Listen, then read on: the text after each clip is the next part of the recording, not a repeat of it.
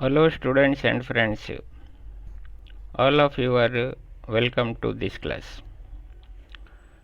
Today's topic is condition for the maximum power transmitted by the belt.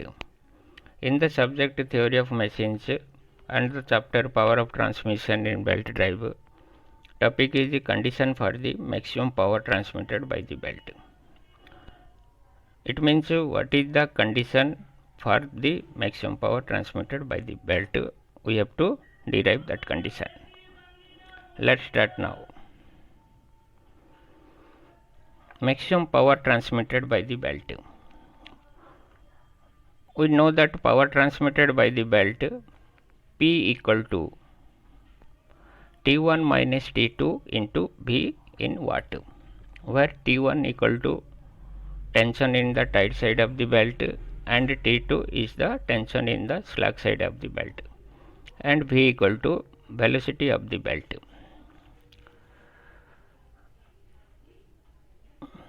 By taking common T1 from the above relation, T1 into 1 minus T2 by T1 into V.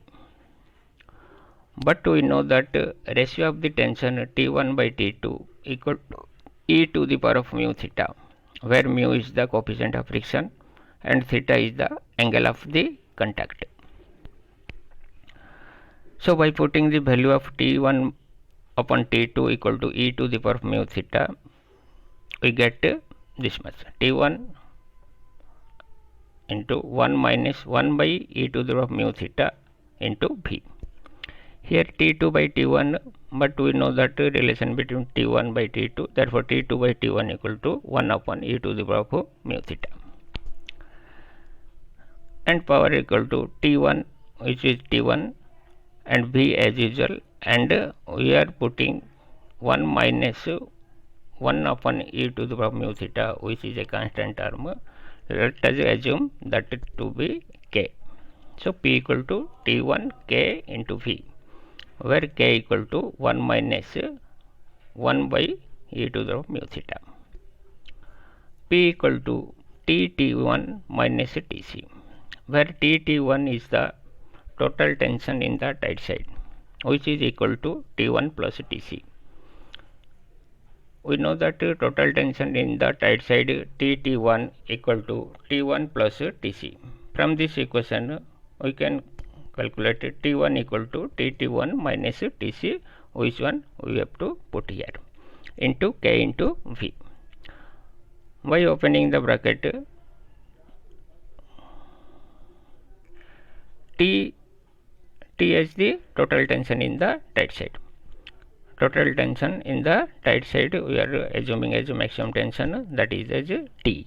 Instead of T1 we are writing here T. T into Kv minus Tc into Kv equal to Ktv minus Kmv square V, because the formula for the centrifugal tension equal to mv square. By putting the value of Tc here mv square, we can get P equal to Ktv minus K into mv cube. This is our final relation up to simplified. The power will be maximum when the differentiation of the power equation with respect to V should be 0. Here only V is the variable, so if the differentiation value of this equation will be equal to 0, that is dp by dv equal to 0, then only we can get the maximum power. By putting the value of V as Ktf minus Kmvq, d of Ktv minus Kmvq upon dv equal to 0. By differentiating this equation, we get differentiation of Ktv by dv equal to Kt minus, here Km is the constant, and the differentiate of Vq with respect to V equal to 3V square, and finally we get Kt minus 3Kmv square equal to 0, or it may be written as Kt minus 3K Tc equal to 0. We are replacing mv square as Tc, or 3K Tc equal to Kt. K cancels each other, and Tc equal to T by 3. This is the relation for the centrifugal tension, where T is the maximum tension at right side or maximum tension in the belt. T1 equal to T minus Tc, which is equal to T minus T by 3 equal to 2T by 3.